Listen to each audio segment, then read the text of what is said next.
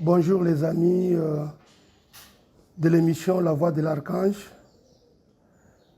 L'émission vous présentée par le petit fantassin et la petite charnière des Écritures, des révélations et des mystères de Dieu révélés. Bien à vous, tous mes auditeurs qui attendent impatiemment cette émission. Mais avant de pouvoir aborder le sujet du jour, je vais répondre à une question que beaucoup de frères et sœurs posent, que beaucoup de mes frères du message du temps de la fin posent. C'est la question au sujet de mon ministère, dont je suis en train de défendre, le ministère des Saints Anges.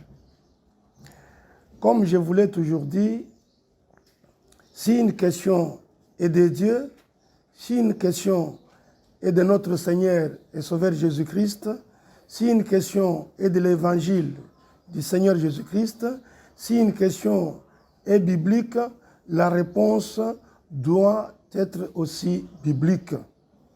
Alors, le ministère des Saints Anges établi dans le royaume du Père, sur terre, c'est quoi et quand est-ce cela a commencé? Le ministère des Saints Anges, dans la Bible, quand vous lisez Matthieu chapitre 13, à partir du verset 31 jusqu'à 40, quelque chose comme cela, une promesse a été faite, celui des anges qui devrait être de moissonneurs dans les champs au temps de la fin. Vous savez qu'au temps de la fin, c'est-à-dire au temps de la moisson. C'est ça l'interprétation biblique. Alors, à ce moment-là, à la descente de l'ange puissant, qui est le Seigneur Jésus-Christ lui-même, l'ange de l'Alliance, Christ, à sa descente, selon Matthieu 25, 31, l'âge apostolique prend fin. L'âge apostolique prend fin quand Dieu a fini d'appeler.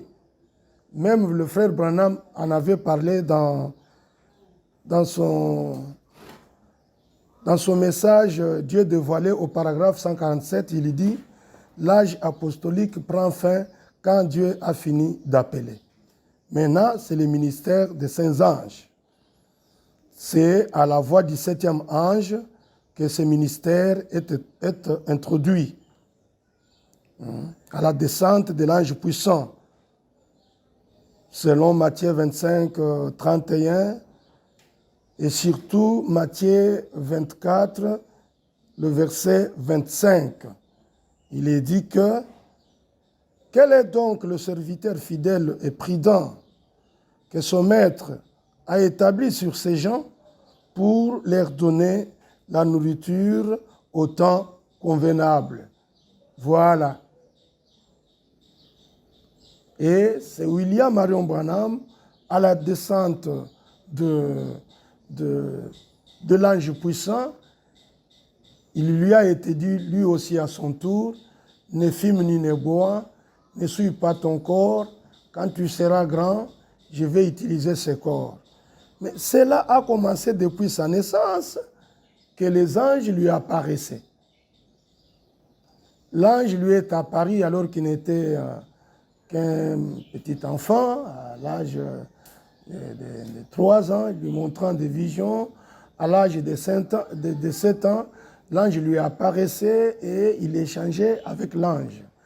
Et lui-même, au cours de son ministère-là, il avait toujours parlé des anges. L'ange et les 3 poules. Donc les premières poules, les deuxièmes poules, les troisièmes poules, il devait réaliser la présence de l'ange. Et il connaissait cet ange-là, il le connaissait de toute manière. Il a dit que même si autant d'anges se présentaient, même s'il pouvait se présenter 2000 ou 3000, cet ange-là, je le connais. Je le connais. Cet ange-là, j'ai échangé avec lui. Cet ange-là, les jours de ma naissance, cet ange-là était là. Et que cet ange-là me conduit. Hein. Je ne peux rien faire sans pour autant attendre de cet ange-là. Ou alors, même pour le miracle, même pour produire un miracle, il fallait une vision à l'avance ou la présence de l'ange pour faire cela. C'est lui qui a introduit le ministère de saints anges sur terre, dont moi je suis en train de donner le ton ici au Congo. Et je crois aussi que lui l'a déjà fait pour ce qui est du monde entier. Mais moi, je suis ici, j'ai cette révélation-là.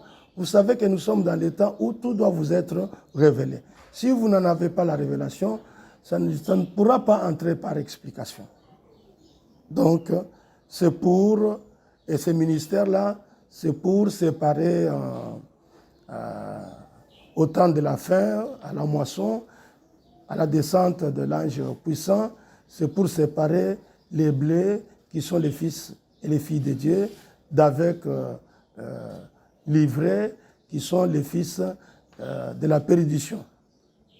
Voyez-vous, vous pouvez lire cela dans Matthieu 13, Matthieu 24, Matthieu 25 et surtout dans Hébreux chapitre 1, le verset 13 et 14. Qu'est-ce qui est écrit là-bas? Je peux vous aider, je peux vous lire ça. Et auquel des anges a-t-il jamais dit, assieds-toi à ma droite, jusqu'à ce que je fasse de tes ennemis ton marchepied? Ne sont-ils pas tous des esprits au service de Dieu, envoyés pour exercer un ministère en faveur de ceux qui doivent hériter du salut? Voyez-vous? Alors, là, je vous ai lu Hébreux chapitre 1, les versets 13 et 14. Alors, au chapitre 2, le premier verset, il est dit, « C'est pourquoi nous devrons prêter plus de vive attention à ce que nous avons entendu, de peur d'aller à la dérive. Car si la parole prononcée par des anges a eu son effet, et si toute transgression et toute désobéissance ont reçu une juste rétribution, comment échapperons-nous si nous négligeons un si grand salut? Ce salut annoncé à l'origine par le Seigneur nous a été confirmé par ceux qui l'ont entendu. Dieu appuyant leur témoignage par des signes, de prodiges et de miracles variés et par des communications du Saint-Esprit selon sa volonté. En effet, ce n'est pas à des anges que Dieu a soumis le monde à venir dont nous parlons, mais quelqu'un a rendu quelque part ce témoignage. Vous pouvez continuer pour ne pas perdre tout mon temps à répondre à cette question. Donc vous voyez que maintenant, l'âge apostolique est terminé depuis. Frère Branham l'a dit, vous pouvez le lire au paragraphe 144, Dieu dévoilé. Il dit que c'est le ministère des anges qui est établi. Donc l'âge apostolique a pris fin. Voilà. Pour ce qui est d'aujourd'hui, mes chers amis, je vais parler sur la confusion ou un son confus. C'est par rapport au jour dans lequel nous vivons. Pour ce qui est du message du jour, beaucoup de prédicateurs, et surtout les ministres, le prédicateur, le pasteur du message, qui se font passer pour des prédicateurs, de pasteurs, de tabernacles, du message du temps de la fin, ils apportent le message du temps de la fin dans une confusion terrible. Vraiment, c'est à la dérive. Les messages qu'ils apportent, ce n'est pas les messages du jour dans lequel nous vivons, mais ils apportent le message du temps, du soir, du jour passé. Et alors que le message du soir, qui était le message de l'ère du jour passé, c'est le message d'un seul individu qui est William Marion Branham. Et c'est un message qui avait balayé le monde plus de 20 ans. Et pendant ce temps-là, il avait des auxiliaires, ceux qui pouvaient répéter que le band, ceux qui pouvaient répéter que ce que lui avait dit.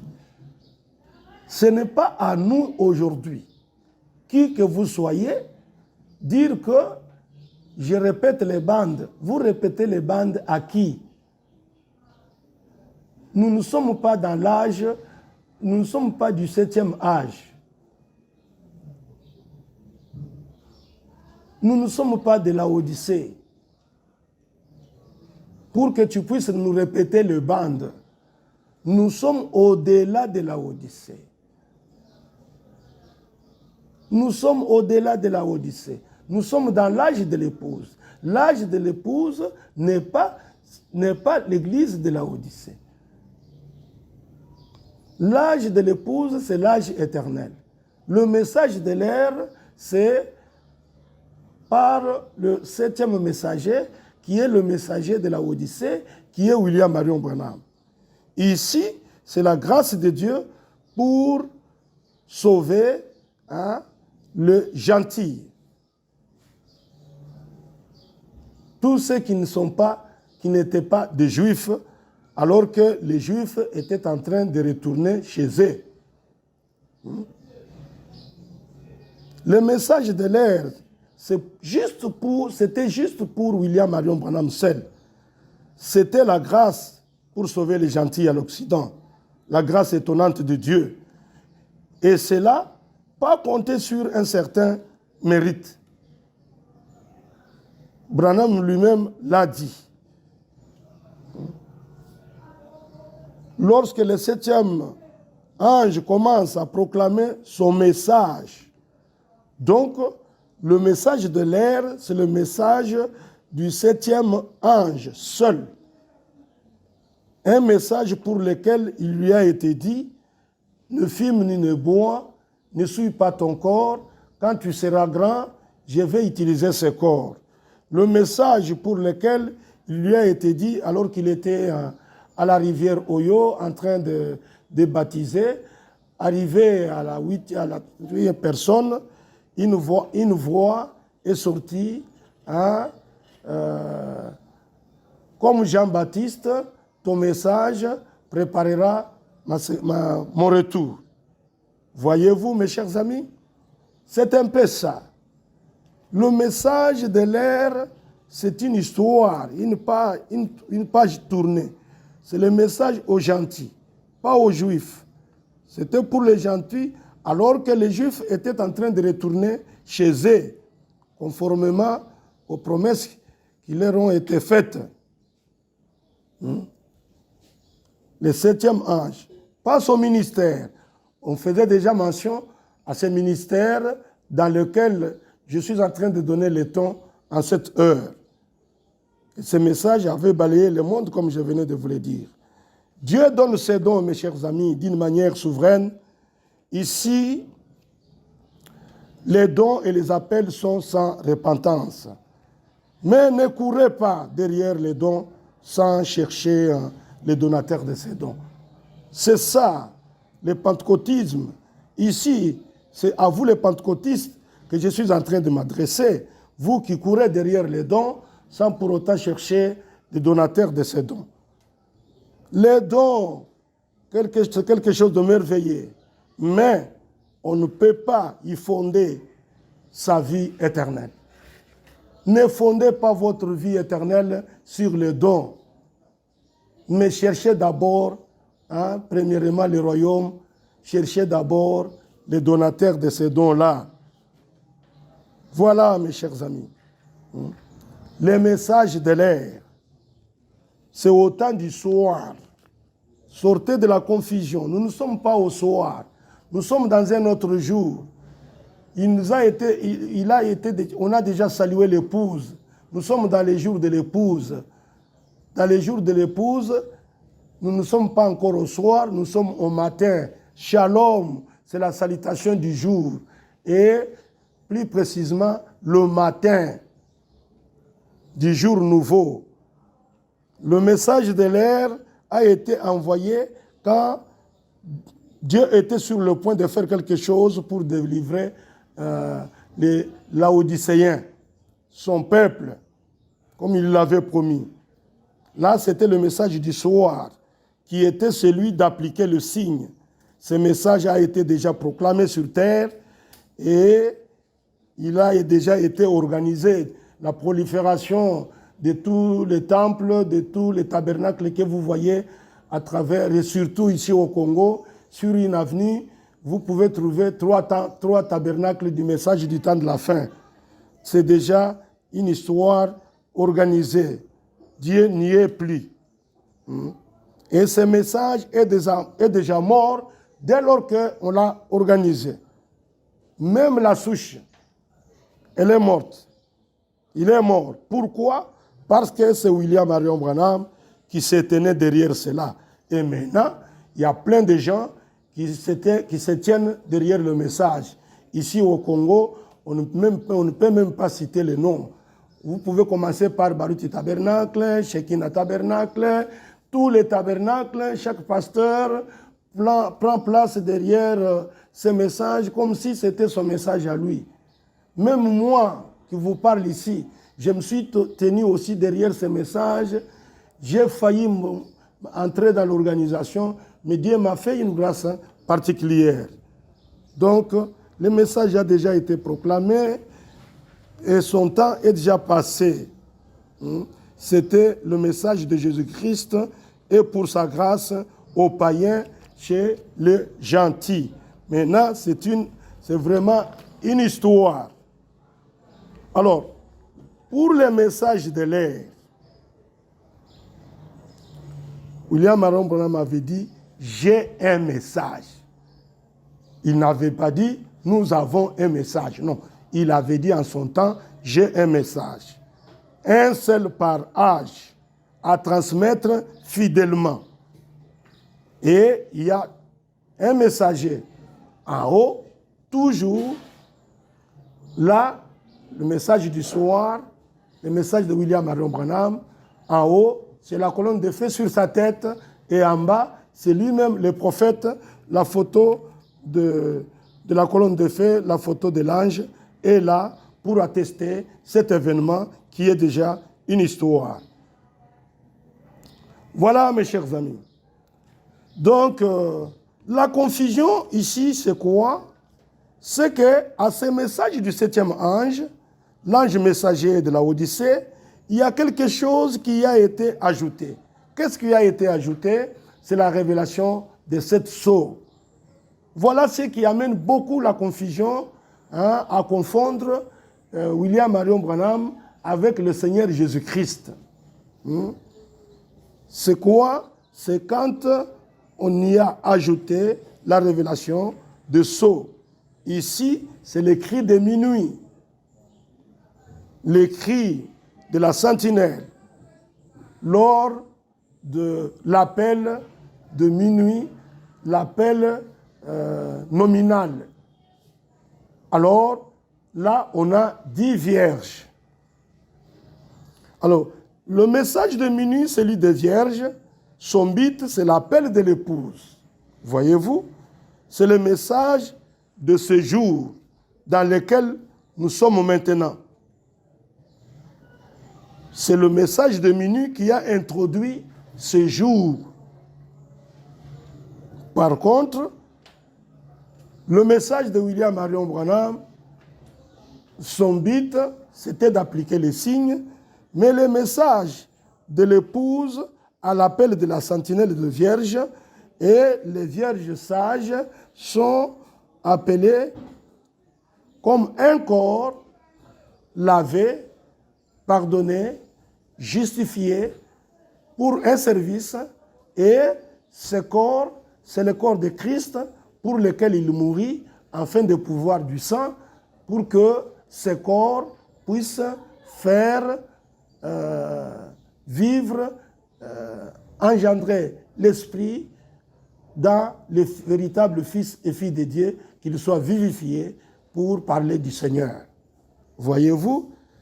Le message de minuit, par contre, c'est l'appel à monter. Apocalypse 10, monte ici. C'est l'enlèvement, mes chers amis. Ici, c'est le ministère de William Marion Branham. Élie de Malachie 4. Le ministère d'Élie de Malachie 4. C'est tout autant précieux de le dire.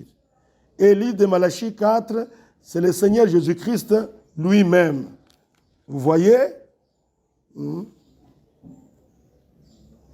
C'est le message de Jésus-Christ lui-même. Élie de Malachie 4, c'est le Seigneur Jésus-Christ lui-même qui appelle. C'est vraiment précieux de le dire. Il faut vraiment dire cela.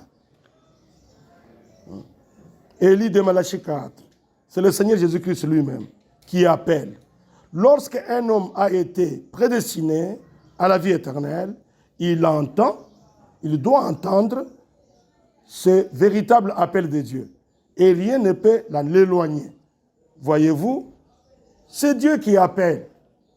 C'est Dieu qui choisit. C'est Dieu qui élit. C'est Dieu qui met les choses en ordre.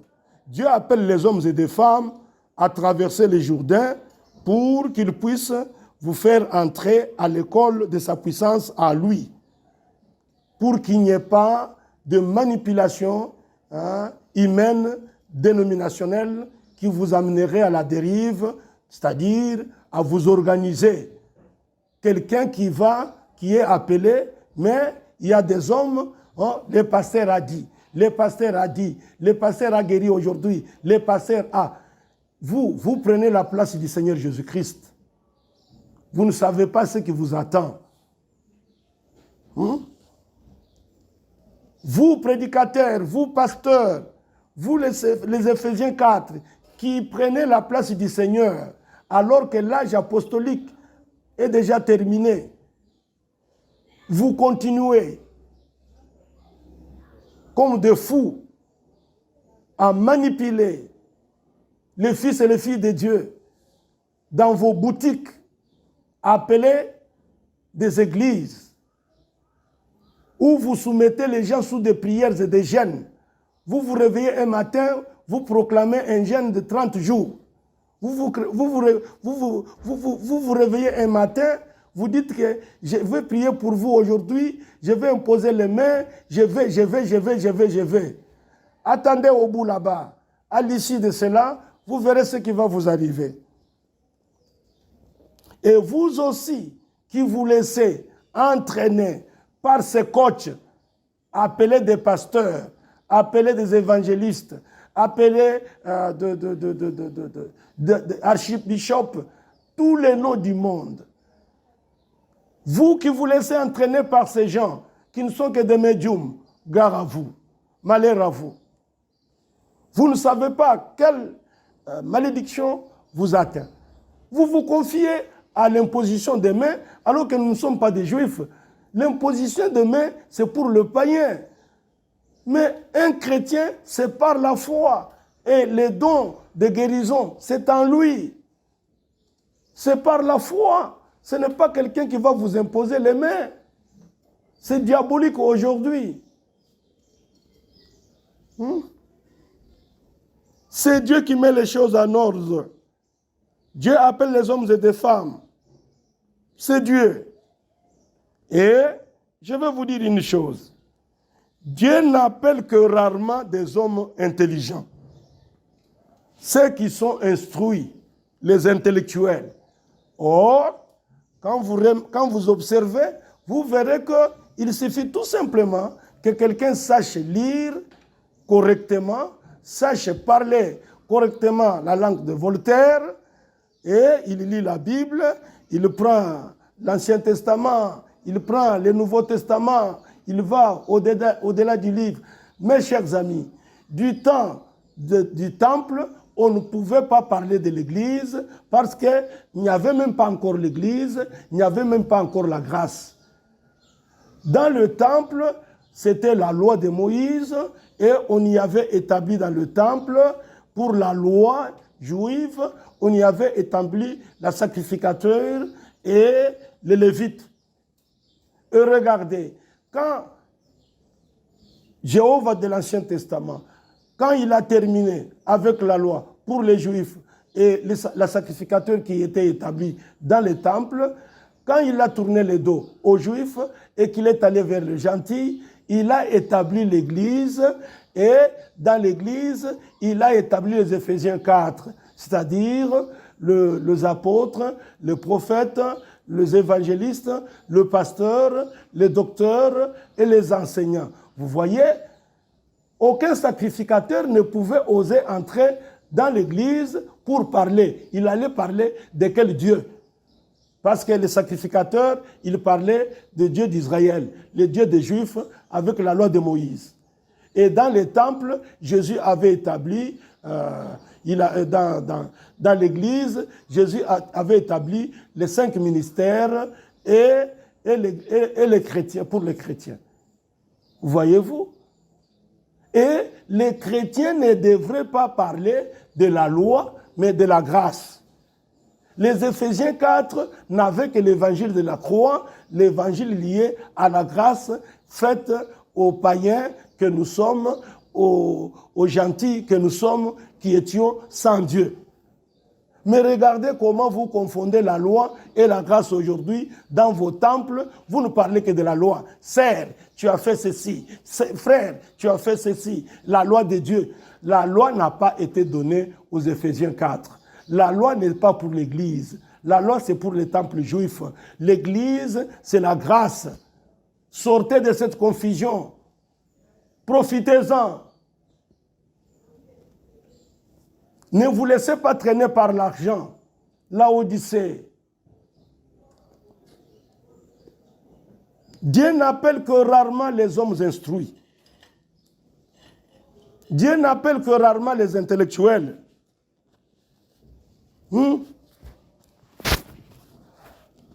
Les hommes intelligents.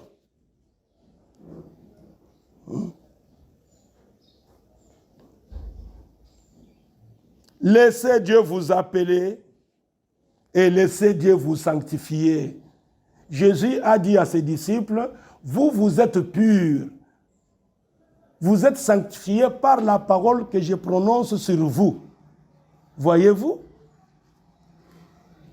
L'Église du Seigneur, ils ne sont pas sanctifiés par la prière. Non. C'est la parole qui est pure. C'est la parole qui lave. C'est la parole qui sanctifie. C'est cette parole qui est salvatrice. Il est dit que vous êtes sauvés par la grâce et non par la loi et non par l'obéissance. C'est la foi dans la parole. C'est ça la vérité qui triomphe du malin. Voilà mes chers amis. C'est la parole qui vous sanctifie, pas par vos prières, moins encore les prières de vos dirigeants. L'âge apostolique est déjà fini. L'âge apostolique est terminé. Vous devez le savoir. Nous sommes dans un nouveau jour. Nous sommes dans un nouveau jour. Les jours du Seigneur. C'est l'âge éternel. C'est le jour qui vient, pas les jours qui passent. Tout doit vous être révélé aujourd'hui, mes chers amis. L'âge apostolique est terminé. Nous devons nous attendre au Seigneur, au retour du Seigneur. C'est déjà une histoire. Comme il y a toujours un messager en haut et un messager en bas, pour le retour du Seigneur, nous avons un messager en haut, c'est Jésus de 33 ans, la tête de Jésus sur l'église qui est son corps. La photo a déjà été tirée. Quand une photo est tirée, c'est pour autant dire que cet événement-là est déjà passé.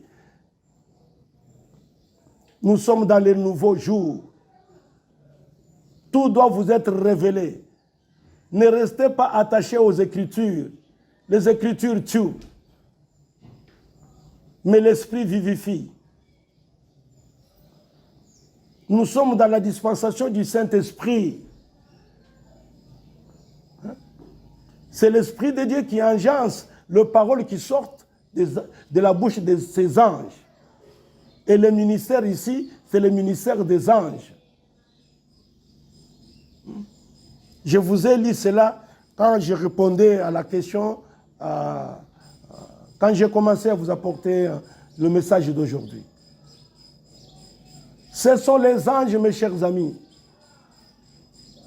Regardez, il nous a été promis l'enlèvement. Que l'enlèvement, c'est Élie qui accomplit cela. Parce que le premier enlèvement, vous le savez, c'était avec Enoch. Enoch était enlevé et Noé a amené les gens dans l'arche. C'est le premier enlèvement. Et le deuxième enlèvement, c'est Élie, vous le savez.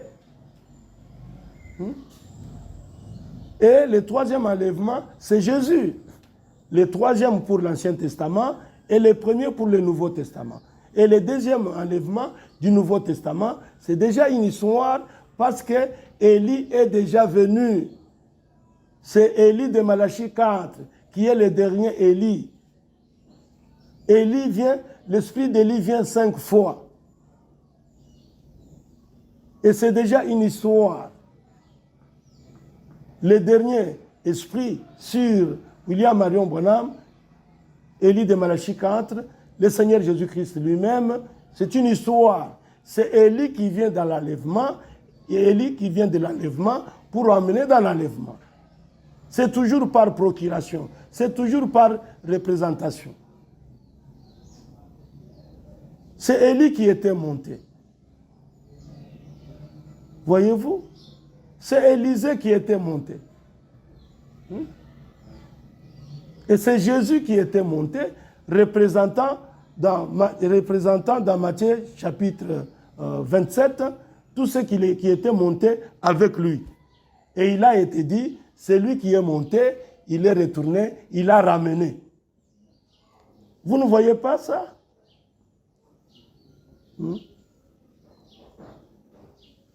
Pour ce qui est de Thessaloniciens chapitre 4, il est dit que au cri,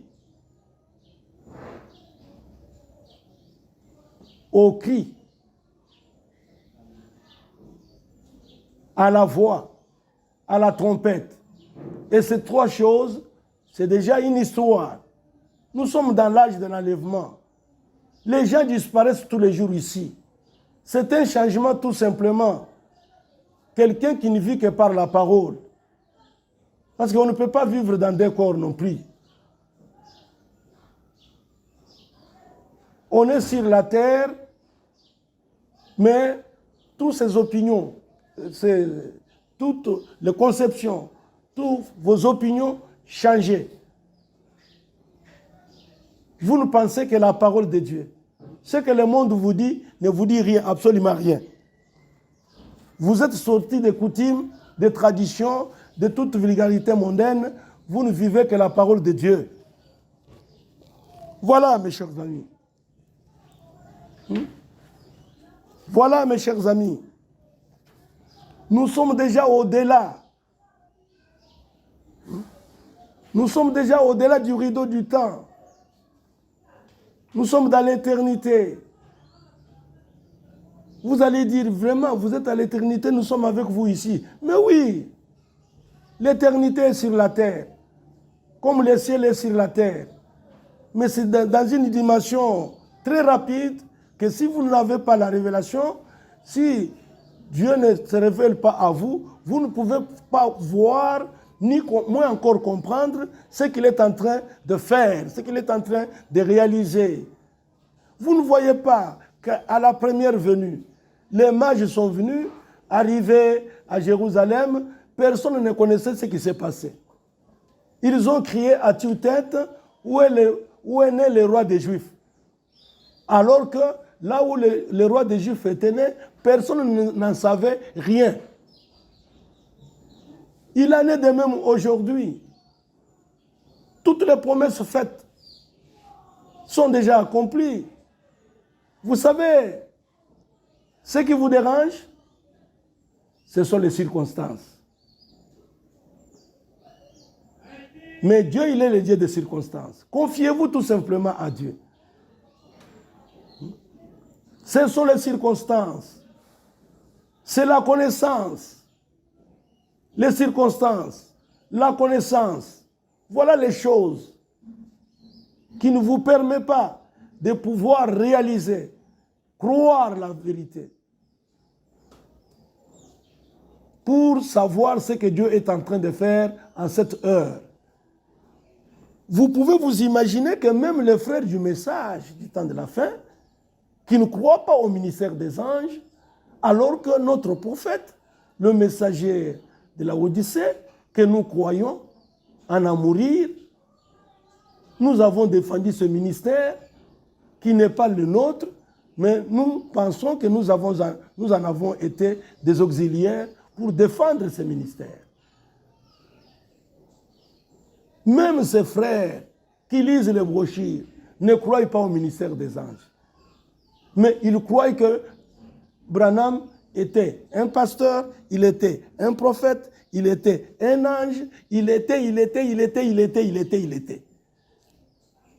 Ils ne croient pas. Vous ne croyez pas que tout le titre qui revient à un père reviendra aussi à ses enfants. La promesse d'Ésaïe 9, il est dit que une vierge concevra et l'enfant qui naîtrait de cette vierge serait Père éternel. Donc Jésus était Père éternel. Père éternel, c'est-à-dire quelqu'un qui vit dans l'éternité pour pouvoir engendrer des enfants éternels comme lui. C'est pourquoi, lors de son ministère, il a fait des apôtres nos pères apostoliques. D'où venaient ces liens-là? Ça venait de Jésus.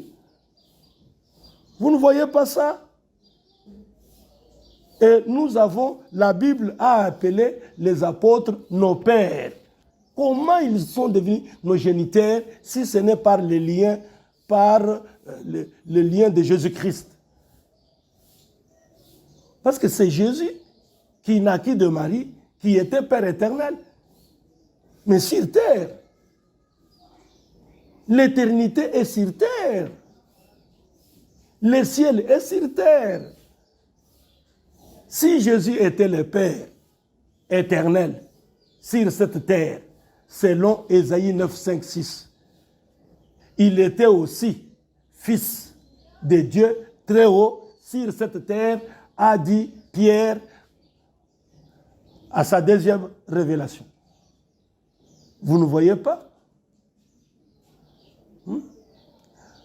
Donc, tout ce qui revient à Dieu revient à nous. Si Dieu est un ange, il y a aussi de ses enfants. Ses enfants aussi doivent l'être. Et en cette ère, c'est le ministère des saints anges qui est établi dans les royaumes du Père sur terre. Ce ministère, c'est pour confirmer la totalité de la parole. Ce ministère, c'est pour ceux qui sont aux affaires du Père. Pour eux, le monde n'existe pas. Il n'y a que Dieu, le Père, qui existe. Et ils sont aux affaires du Père. Tel était Jésus, tel nous le sommes aujourd'hui. Pierre réalisait la présence de l'ange. Les apôtres réaliser la présence des anges. Mais aujourd'hui, vous ne voulez même pas entendre parler des anges. Pour vous, le nom ange, l'histoire des anges, c'est de la mythologie. Mais moi, je vous dis qu'il y en a un ici. Pour quiconque voudra qu'il vienne me voir. Et chaque fois, vous avez toujours mon numéro de téléphone. Le 09 98 122 124. 09 98 122 124. 082 56 46 770. 082 56 46 770. Vous pouvez m'atteindre sur YouTube, Caillou Blanc Télévision. Vous pouvez m'atteindre sur Instagram, le ministère des Saints-Anges. Vous pouvez m'atteindre sur page officielle WhatsApp. Vous avez mon numéro. Vous pouvez m'atteindre sur TikTok. Écrit tout simplement Petit Fantassin. Ou si vous voulez, contactez-moi à mon numéro de téléphone. Appelez-moi. Je suis disposé. Qui que vous soyez, je suis disposé à vous affronter. Tout ce que je n'aime pas, ce sont des débats stériles qui n'aboutissent à rien. J'ai besoin des hommes de foi, des véritables fils et filles de Dieu, qui peuvent croire la vérité dans l'humilité. Voilà.